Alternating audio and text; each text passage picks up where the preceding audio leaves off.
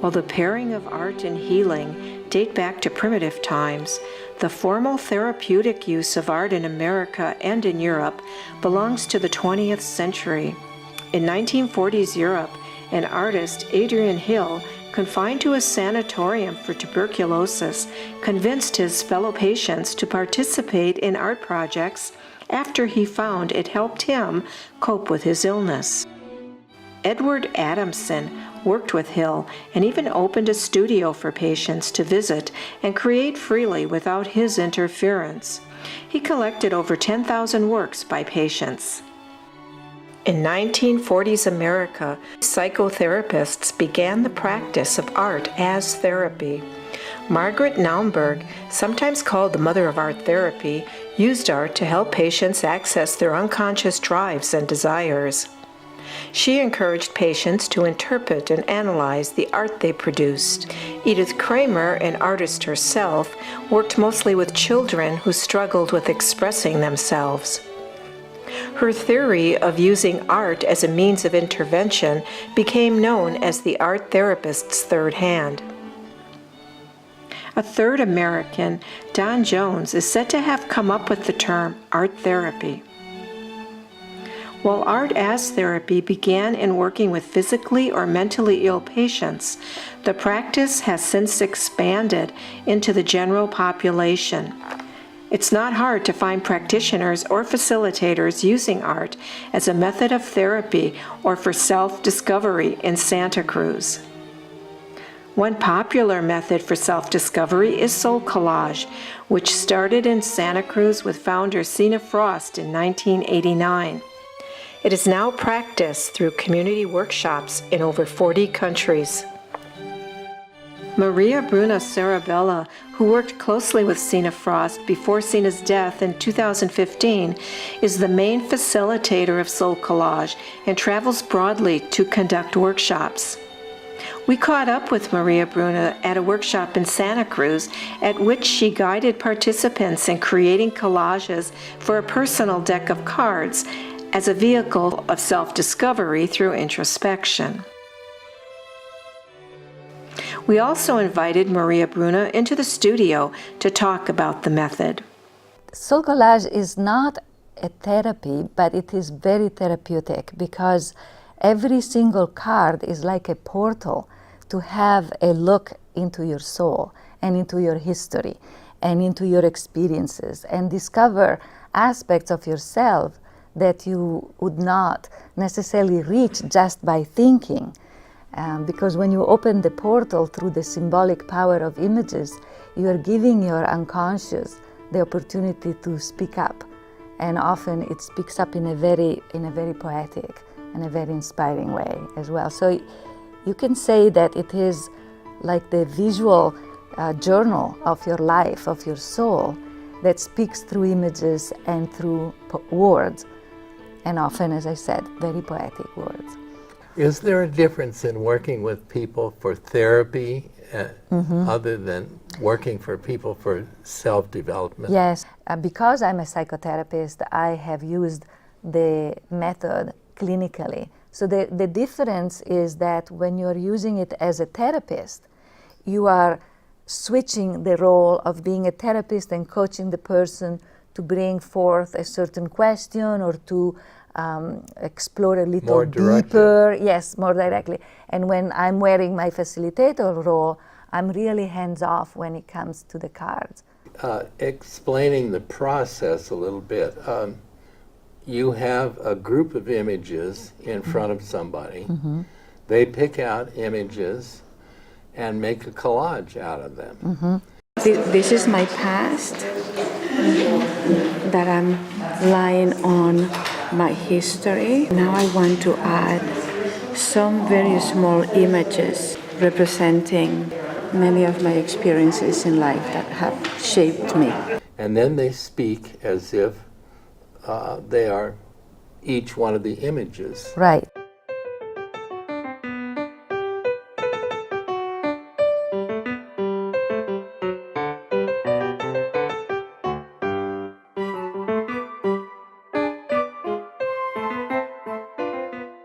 Yeah, the trick is really to let yourself transform into the image that is the voice of the card. And also you have the three eyes, image Yes. being one of them, Yes. and then intuition and imagination. imagination. Yes, And exactly. could you talk a little bit about Yes, we need the three eyes to do this process, and that's all we need. It's, as you said, images, intuition, and imagination.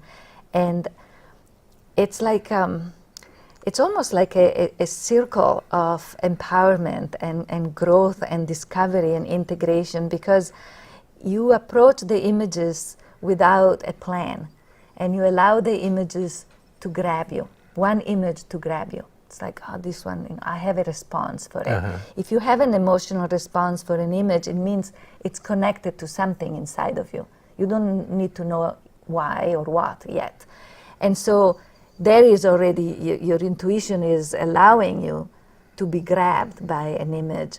And then you start working with it, you cut it out, and then you find a new background for it. So you're using your imagination and your intuition again to find out which is the best home for this image that I have chosen, and then you build your card around it. And you're using your creativity, of course, which for me always goes hand in hand with intuition. Yeah. You know, creativity and intuition, they need each other and they feed each other. And so at that point you have your card, and you're going to use your imagination and your intuition again to give it voice. Yes. So you're taking it a step forward, and you're starting to engage language. But language is so inspired when you do it that way, because you are not describing the card. You're not going to tell me, oh, you know, I chose this image because I like the color, and this one because... No, that wouldn't go anywhere. That would not go anywhere. It would be telling a story that we already know because you just did it. But you do that process of letting your intuition take over, and you speak from the image. I'd like you to explain the four suits.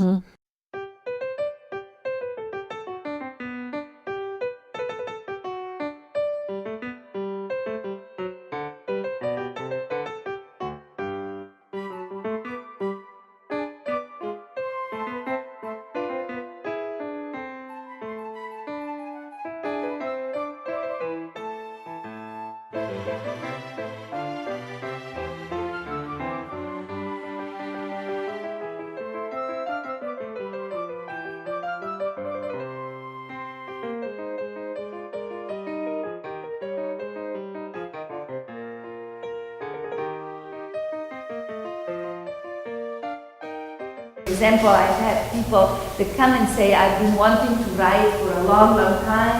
I have this desire, but it's not happening. Well, that tells me that there is a writer self inside of this person that needs support in order to come out.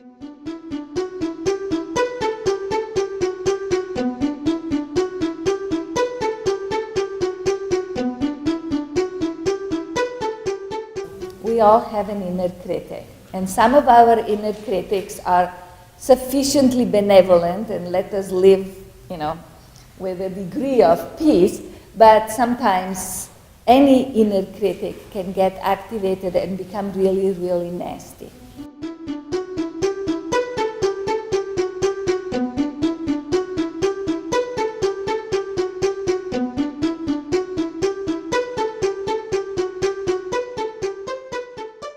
The first card I made for it was ugly to look at. A few years later, I was doing a consultation of my deck, and the inner critic showed up, and the first thing out of its mouth was, "You need to make a new card for me. I'm not this ugly anymore." And so I did, because in time, you know, there had been layers and layers of more acceptance and understanding, and that voice was no longer so critical.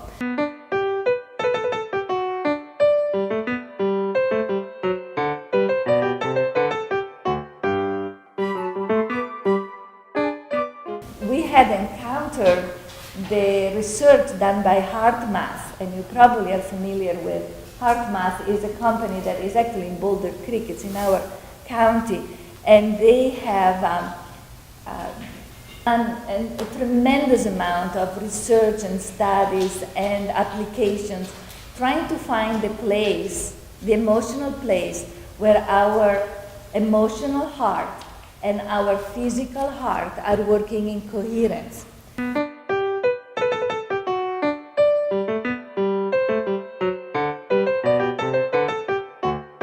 The feeling that was giving most coherence between the physical and the emotional heart was gratitude. When you make a card like the one you just made, I asked you at some point, there are three main images here, and I asked you, John, which one is going to speak? Which one is claiming the ownership of this card? And you said, well, this person. It's like you step into the image, you shape-shift in a way into the image. Actually, it's the Dalai Lama that speaks for this card, but I don't speak as the Dalai Lama, Right. but what it arises in me. Yes, exactly, because when you started giving voice to the card, you were saying, I am one who loves peace. That's what you said, and I want to bring peace to the world. And the voice was really your voice. And so in a way, this card becomes a representation of an aspect of yourself, of this particular life that you are living, the person who you are now in this historical time.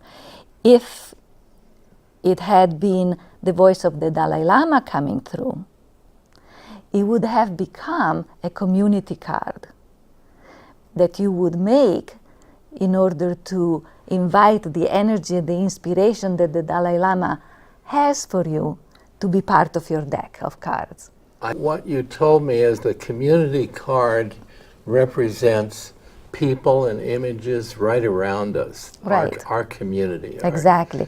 In a way, it represents everything that is concrete and real, that is external to us. Because in a way, we see ourselves mirrored in the people we love and in the people that love us, but also in the authors and in the artists that inspire us.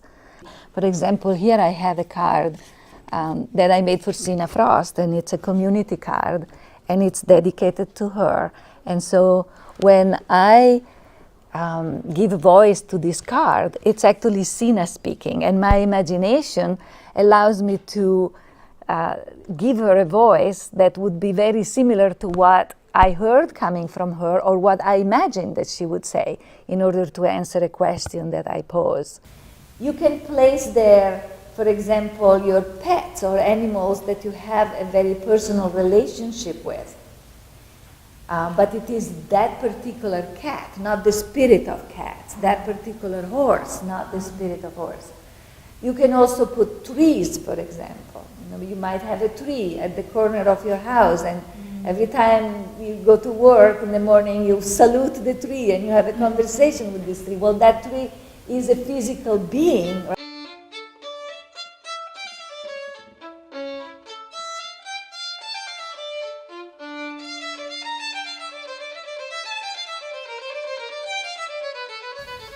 I have a card for a willow tree that was my best friend when I was a little girl, and it was cut down when I was 6, and I cried for a year, and I finally made a card for it. It doesn't matter if these people that you're going to include in your community have lived 1,000 years ago. You don't have to have met them in person, they don't have to be alive, but they have been alive at some point.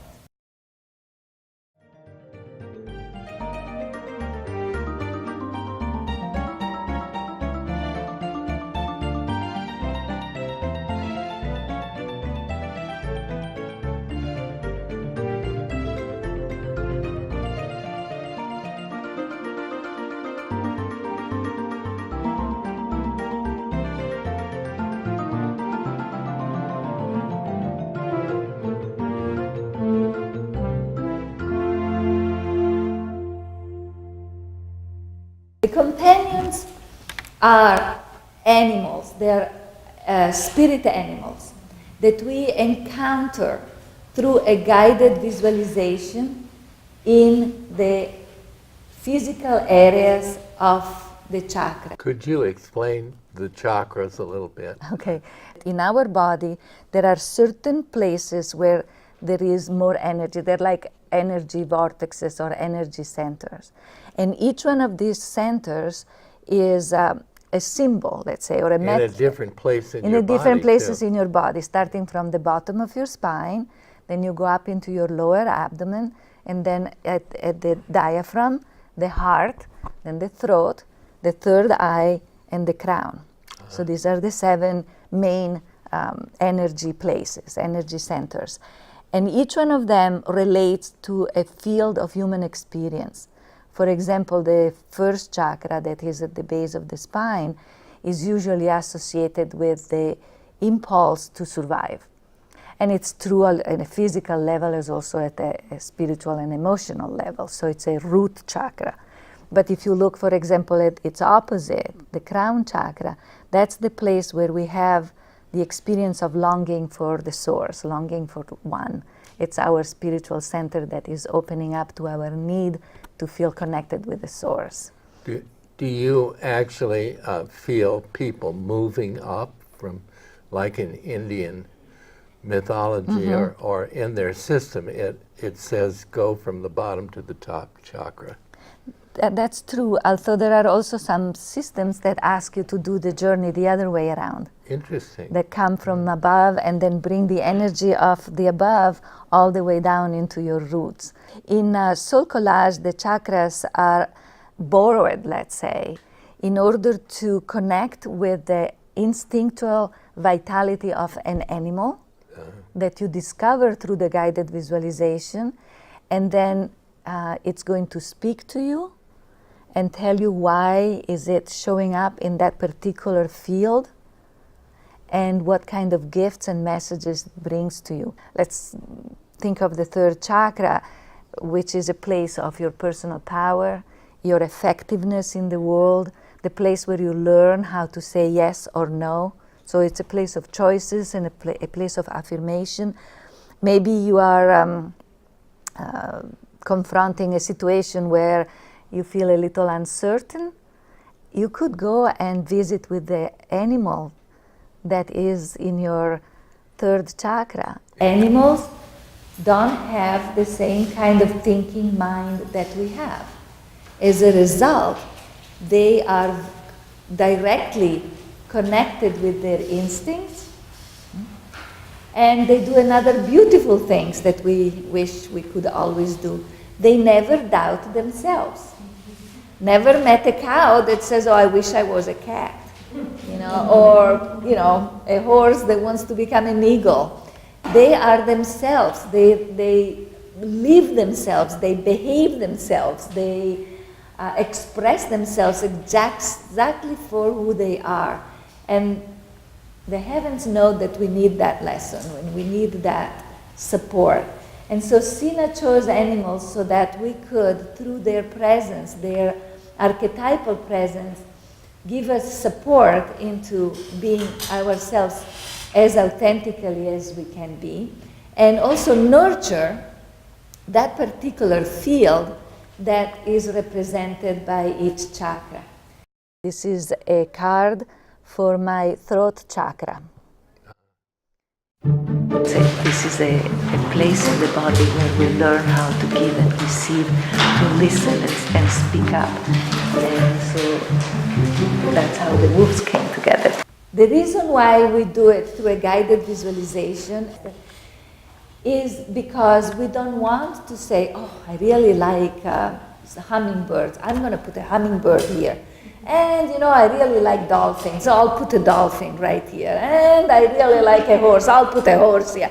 Well, what we are eliminating in that way is the element of surprise, and especially the possibility of receiving this mysterious impulse from our deep inner wisdom, the depth of our unconscious, to let us know what animal belongs to that area. So the funniest thing happened in these circumstances when we do the guided visualization, that people say, what do you mean, a porcupine in my heart? I don't want a porcupine in my heart. Last week I had somebody that says, oh gosh, I have a bat in my belly, what am I going to do with it?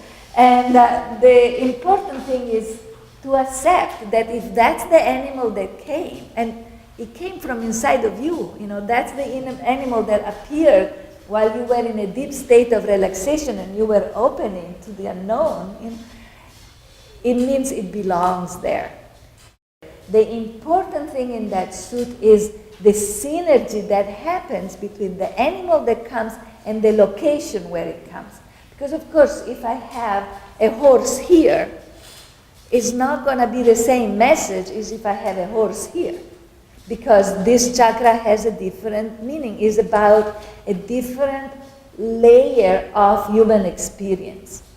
And so that synergy will bring a different message. You can also make several cards for the same animal. You don't have one photograph of yourself.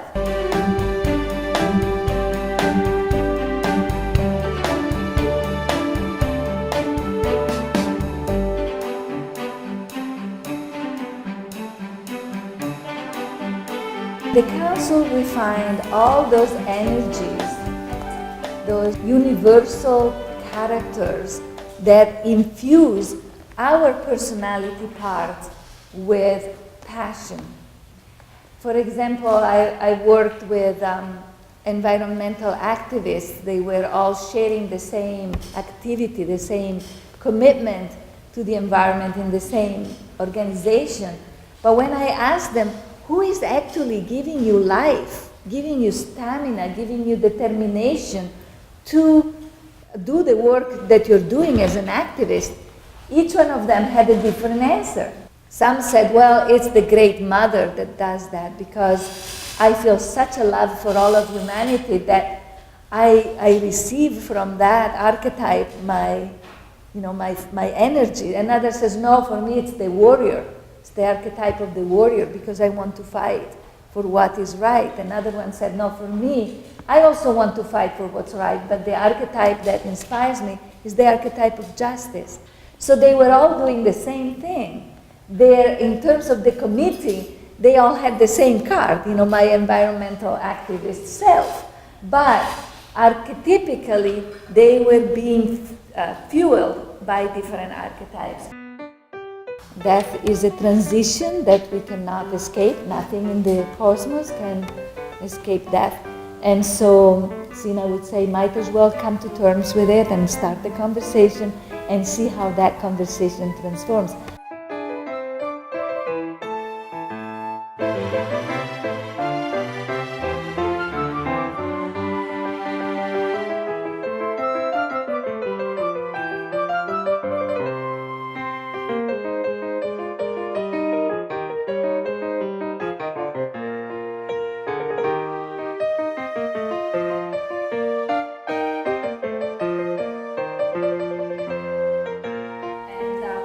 Of course, there are no two fools that look the same. Everybody has their own different fool. But the fool has this quality of all the changes, the surprise, the small losses, or the bigger losses that are not really death, but are the death of something. Shadow is in everything that is created. There is nothing, even the most lofty archetype, even the archetype of the Great Mother, there is nothing that doesn't have shadow, or at least the potential of shadow. And in Soul Collage, we define shadow as something that rather than being in balance is either in excess or in defect. Take anger, for example. Anger is a necessary feeling. It alerts us to a situation where there is injustice, for example. An instinctual reaction to injustice is anger. But if anger is too little, is in defect, there is not enough of it, then we would find ourselves not able to recognize danger or to recognize injustice. If there is too much, if it is in excess, then we would be driven by it and not really able to make choices in a way that gives full credit to our free will, because it's such a potent emotion that can drive us into something that is not necessarily our first choice.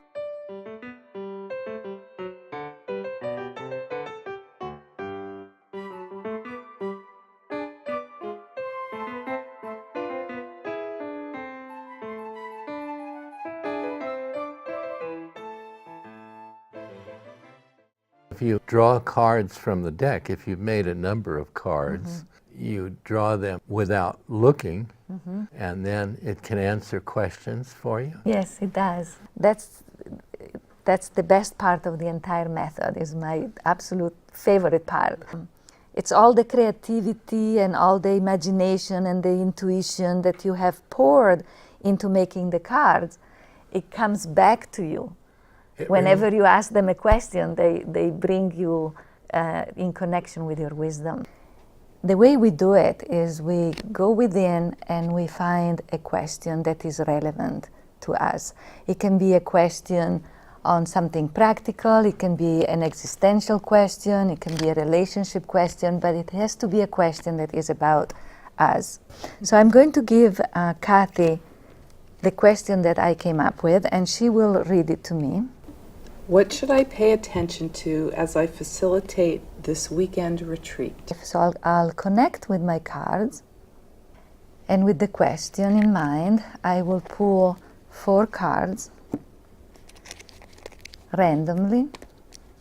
I have no idea, among the many cards I have, who is going to show up and what they're going to say. Sounds like the I Ching with images. Yes, or the tarot, or a personal tarot deck, where nobody has the right to tell you what your card means, or what title to give them, or what suit they belong to. You discover it. I am one who wants to be asleep, laying down in my dreams, naked and safe and free.